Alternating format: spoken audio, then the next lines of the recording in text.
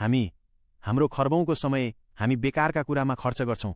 बेकारको भ्यूज, लाइक, बेकारको एटेन्सन, बेकारका व्यक्तिको संगत, वाइयात, टिकटकको पोस्ट, फेसबुकको रील, बेकार केटीहरूमा लोभ गर्ने कुरामा हामी हाम्रो समय खर्च गर्छौं। हामीलाई यो भीड जस्तो चाहना, यो दुनियाँको भीडहरूको जस्तो चाहना राख्छौं। यो सब के हो?